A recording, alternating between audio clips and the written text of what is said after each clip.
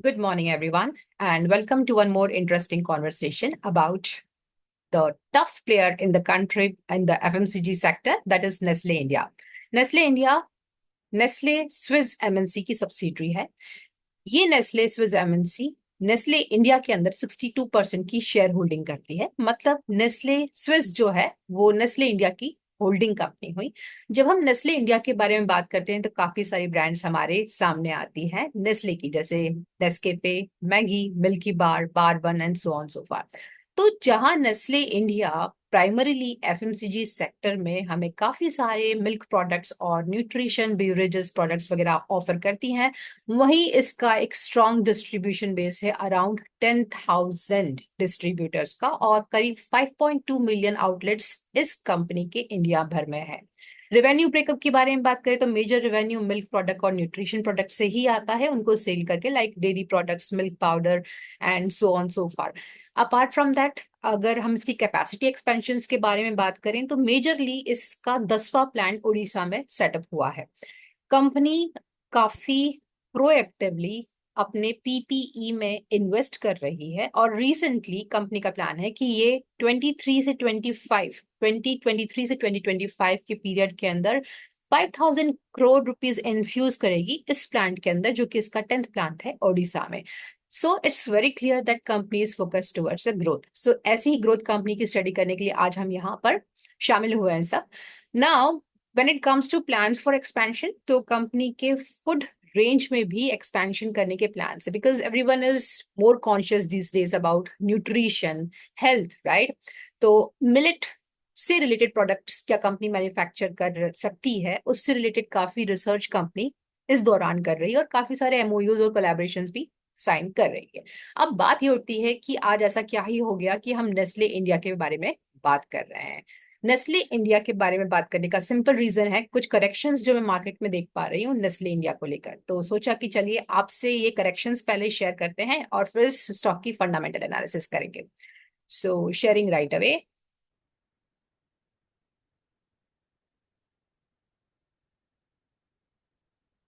ये है Nestle India का चार्ट। नाउ बेसिक से समझें अगर हम, तो ऐसा क्या हुआ, जैसे मैंने आपसे कहा कि इस मंथ में हमें एक ही बड़ा सा रेड कैंडल ऑब्जर्व हुआ, मतलब काफी सारी सेलिंग इस स्टॉक के शेयर की मार्केट में हो रही है। ठीक है, ये करंट मंथ का है, तो जिस तरह से रेड कैंडल बन रही है ऐसा लगता है एक्सप्लोसिव, मतलब काफी बड़ी सारी रेड कैंडल बन जाएगी, बिकॉज इसने आसपास की 2-3 ग्रीन कैंडल्स को लगभग खत्म सा ही कर दिया है और नई जगह पे क्लोजिंग लोअर साइड पर दी है।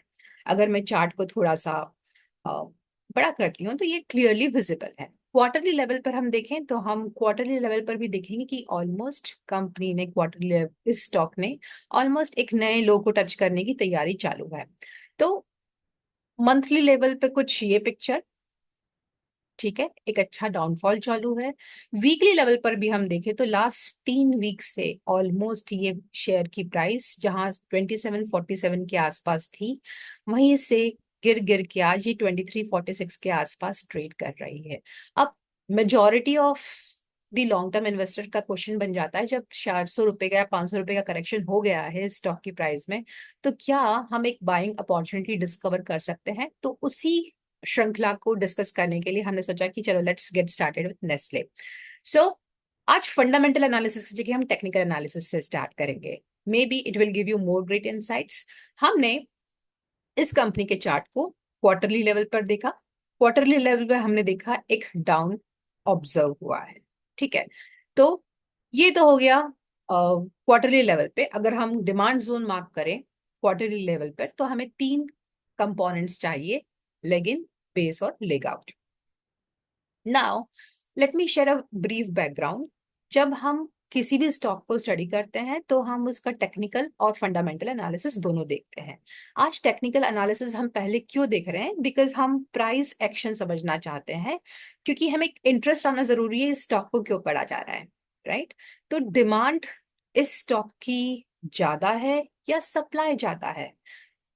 रेड कैंडल जब बन रही है इट मींस इसका सप्लाई ज्यादा हो रहा है मार्केट में, पर उसके लिए बायर्स अवेलेबल अभी नहीं है। ऐसा अगर हम अज्यूम करें तो हो सकता है, क्योंकि अगर सप्लाई ज्यादा बढ़ रहा है, बायर्स इतने नहीं है सप्लाई को टेक केयर करने के लिए, तो हो सकता है कि इसकी शेयर प्राइसेस और गिरे या यहां से एक रिवर्सल आए, who knows that. So let's get started to discover that.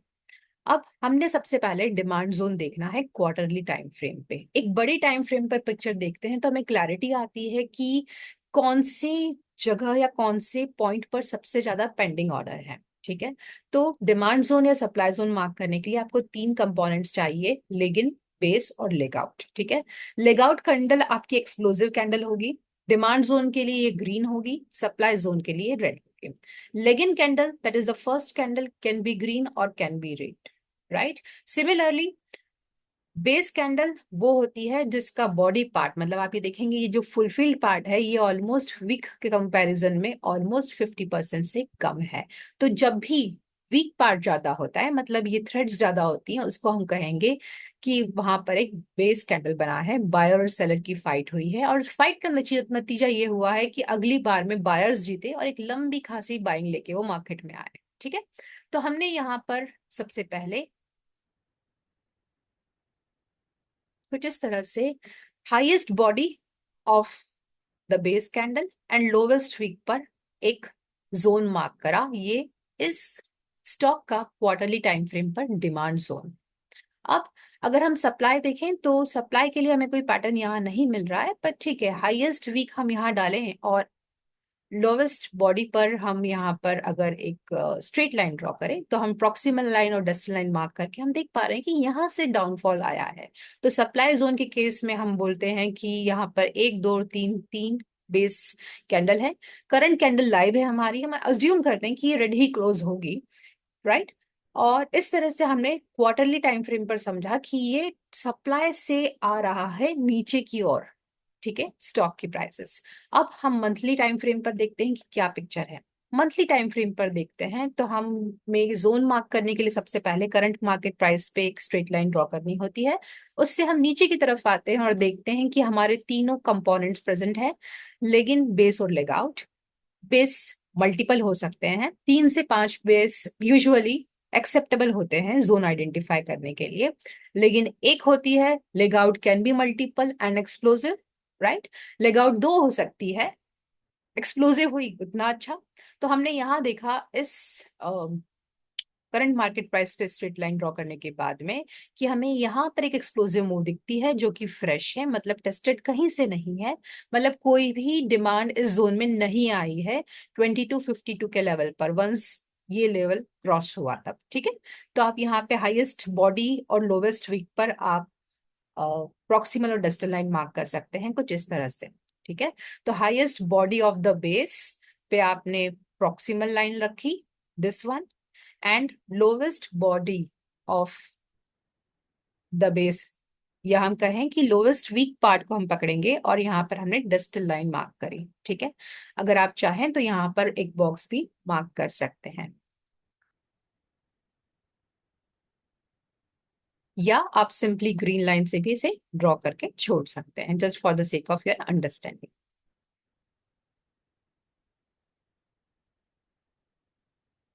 ठीक है, ये हमने मार्किंग कर दी जोन की, मंथली के टाइम फ्रेम की। ठीक है, अब हमें देखना है कि ये प्राइस मंथली टाइम फ्रेम में कहाँ है। मंथली टाइम फ्रेम जो कि आपका 2100 से लेकर 2200 ऑन एन एवरेज है, प्राइस उसके आसपास आने की कोशिश कर रही है, मंथली डिमांड जोन को हिट करने की कोशिश कर रही है। सिमिलरली हमने यहाँ पर क्वार्टरली टाइम फ्रेम भी देखा था, क्वार्टरली टाइम फ्रेम के हिसाब से हम देख पा रहे थे कि 2290, ये जो प्राइस यहाँ पर 2290 से लेकर 2144, राइट, वहां तक के रेंज में काफी सारे पेंडिंग ऑर्डर्स हैं। तो आज प्राइस लगभग उसके क्वार्टरली डिमांड जोन के आसपास है। ठीक, अब आगे हम स्टडी करते हैं, समझने की कोशिश करते हैं इस केस में कि ठीक है, क्वार्टरली टाइम फ्रेम में प्राइस आने वाली है, मंथली टाइम फ्रेम भी नियर बाय है, क्वार्टरली टाइम फ्रेम और मंथली टाइम फ्रेम दोनों कोइंसाइडिंग है आपस में, राइट। तो अब वीकली पर हमें उसका ट्रेंड देखना है। वीकली पर ट्रेंड देखने के लिए हम डब्ल्यू प्रेस करेंगे और हम ये देखेंगे कि ट्रेंड क्या है। तो साइडवेज से डाउन हुआ है थोड़ा ट्रेंड, करंट वीक की कैंडल को छोड़ देते हैं और हम उससे 7 कैंडल काउंट करते हैं, 1 2 3 4 5 6 एंड 7।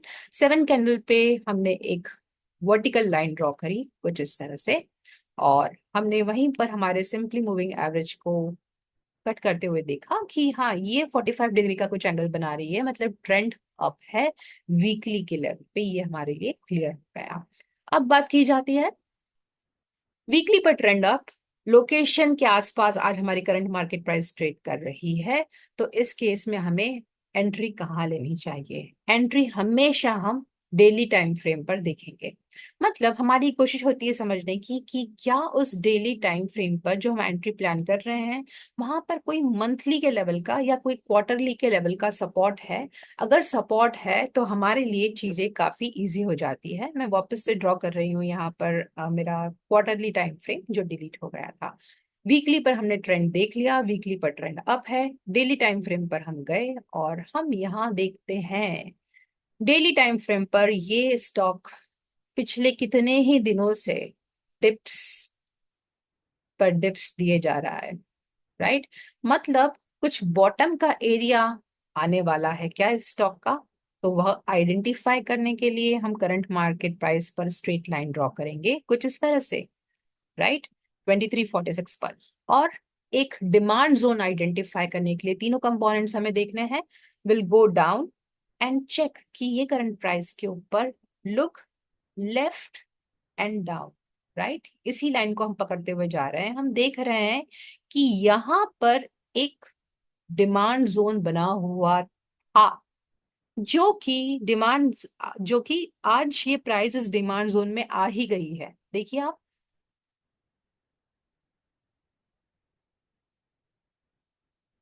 कुछ इस तरह से लेगिन, green लेगिन, base with minimal body part and leg out candle, वो भी एक्सप्लोसिव, जो केवल एक बार यहाँ टेस्ट हुआ है। ठीक है, पर क्या ये चल सकता है? बिल्कुल चल सकता है, बिकॉज यहीं से प्राइस, देखिए जब जब इस रेंज में प्राइस आई है नए नए हाई उसने लगाए हैं।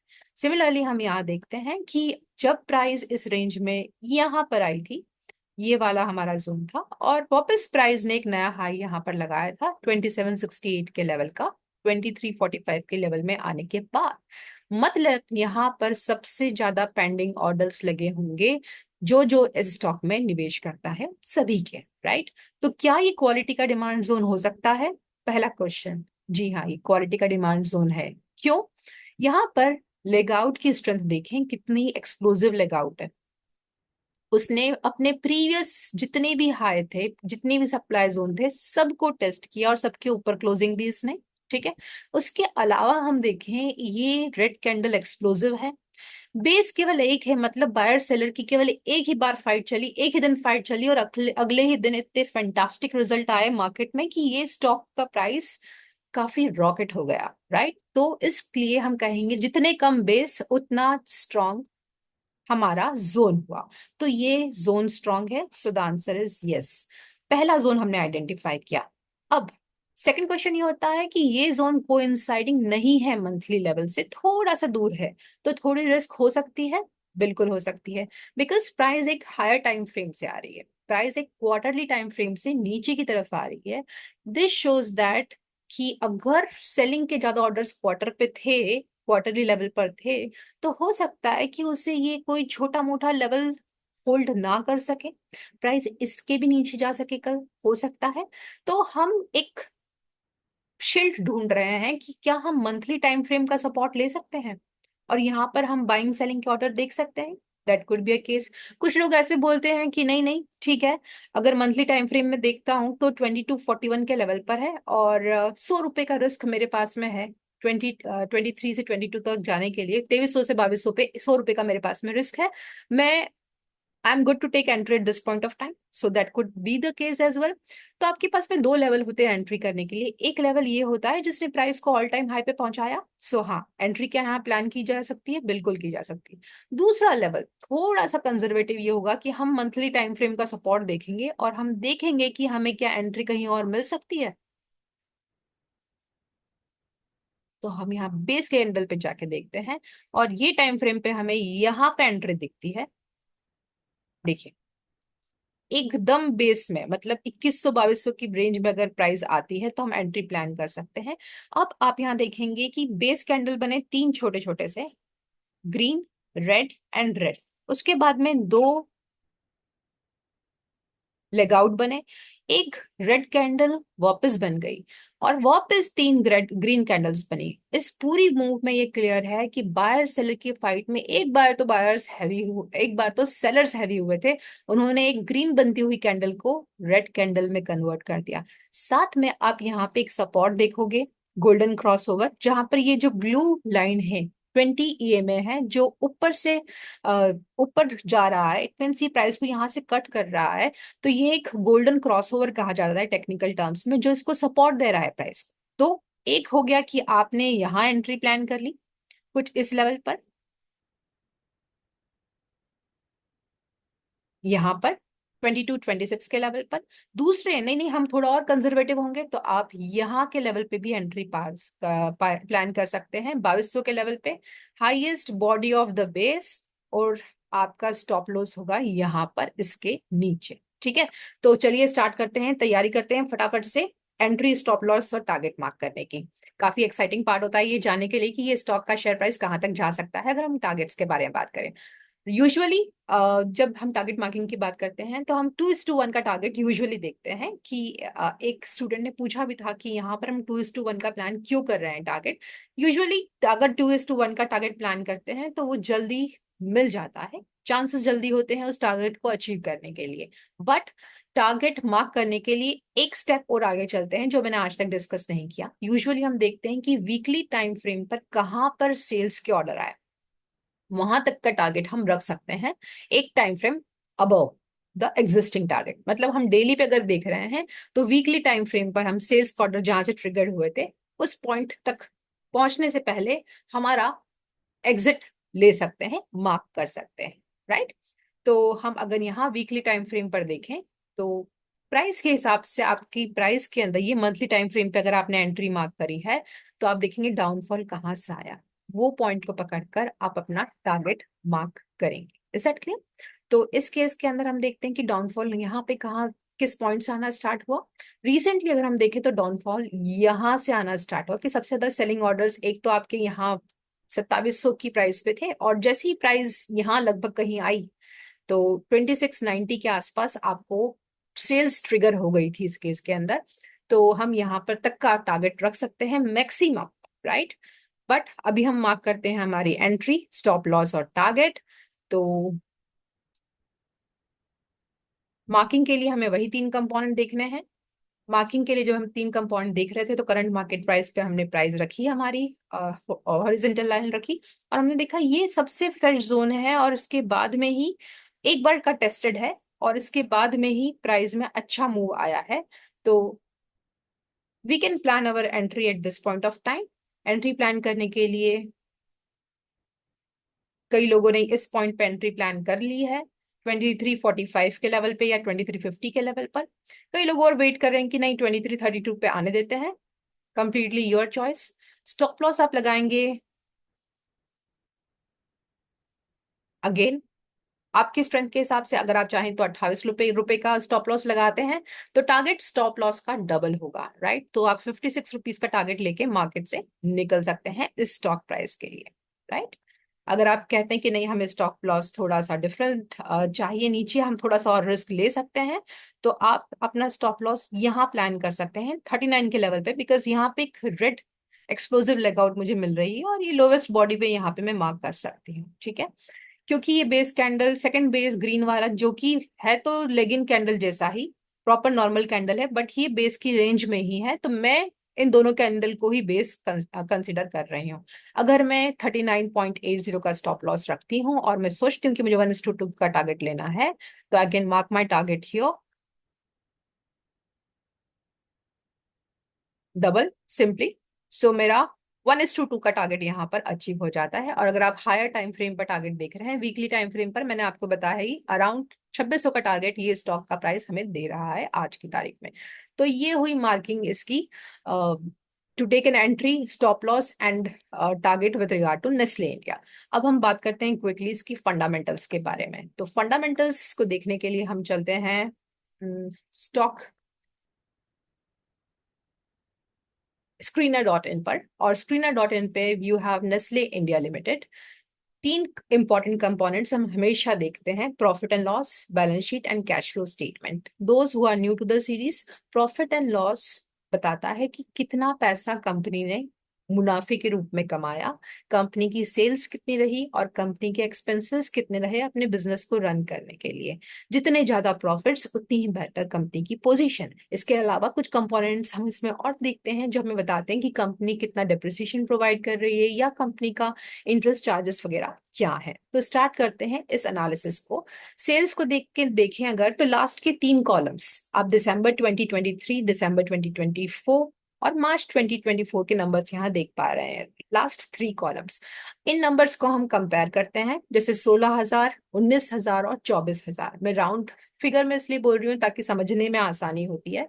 16,000, 19,000 और 24,000 के सेल्स नंबर हैं। उसके अगेंस्ट आप नेक्स्ट स्टेप करेंगे डाउन तो आपको एक्सपेंसेस मिलेंगे। और जब एक्सपेंसेस सेल्स से कम होते हैं, मतलब सेल्स ज्यादा हुई, एक्सपेंसेस कम हुए, तो आपने एक प्रॉफिट कमाया जिसे ऑपरेटिंग को प्रॉफिट कहा जाता है। ऑपरेटिंग प्रॉफिट मतलब बिजनेस चलाने से जो प्रॉफिट हुआ, ऑपरेशन से जो प्रॉफिट हुआ, मतलब एफएमसीजी प्रोडक्ट्स जो इन्होंने बेचे, न्यूट्रिशन प्रोडक्ट्स इन्होंने बेचे, मिल्क प्रोडक्ट्स इन्होंने बेचे, उससे इन्हें जो प्रॉफिट हुआ उसे ये ऑपरेटिंग प्रॉफिट कहेंगे। ठीक, तीन कॉलम्स हम यहाँ देख पा रहे हैं: दिसंबर 2022, दिसंबर 23 एंड मार्च 2024। तीनों कॉलम्स के अंदर ऑपरेटिंग प्रॉफिट इंक्रीज हो रहे हैं, पॉजिटिव है। ठीक, इनका ऑपरेटिंग मार्जिन परसेंटेज देखें तो 22 से 24% के आसपास सेटल हो गया है। That is a great number, positive number है। इंटरेस्ट एक्सपेंसेस कंपनी के काफी निग्लिजिबल हैं, कंपनी ने थोड़ा बहुत डेट ले रखा है। डिप्रिसिएशन एक्सपेंसेस देखें तो आज मार्च 2024 में ये 538 हो गए हैं, विच शोज दैट कि कंपनी अपने प्रॉपर्टी, प्लांट और इक्विपमेंट को एक्वायर कर रही है और डिप्रिसिएशन लगा रही है। डिप्रिसिएशन का नंबर हर साल बढ़ रहा है। इट शोज दैट कि कंपनी हर साल कुछ ना कुछ इन्वेस्टमेंट प्रॉपर्टी, प्लांट और इक्विपमेंट में करती है। कंपनी के नेट प्रॉफिट्स को हम देखें तो net profits are positive, increasing, completely good, right. Company का अगर डिविडेंड पे आउट देखें तो लास्ट मार्च 2024 में कंपनी ने 79% डिविडेंड दिया। मतलब अगर 100 रुपए कमाए तो 79 रुपीज का डिविडेंड दिया। सिमिलरली 2022 के अंदर भी 89% का डिविडेंड दिया। 23 में थोड़ा सा कम हुआ, दैट्स कंप्लीटली ओके। मतलब ये कंपनी अपने शेयर होल्डर्स को भी खुश रखती है डिविडेंड देकर और ग्रोथ करके अपनी शेयर प्राइसेस को। ना कंपनी की अगर रिटर्न ऑन इक्विटी देखें तो कंपनी का return on equity last year का काफी तगड़ा रहा, 135%। मतलब 100 रुपए की अगर इक्विटी कंपनी ने इन्वेस्ट करी है बिजनेस को करने के लिए तो 135 रुपए उस पर कमाए हैं। ठीक है, so it is 135% being invested. Return on equity काफी तगड़ी है। कंपनी का स्टॉक प्राइस लास्ट ईयर से इस ईयर के कंपैरिजन में -1% पर है, पर ठीक, फ्लक्चुएशंस तो मार्केट में ओवरऑल चल ही रहे हैं, that's completely okay. Compounded profit growth देखें कंपनी का तो कंपाउंडेड प्रॉफिट ग्रोथ 24% के आसपास है और कंपनी के सेल्स में भी अच्छे नंबर्स हैं। कंपनी की बैलेंस शीट को हम देखें तो सबसे पहले समझिए बैलेंस शीट क्या होती है।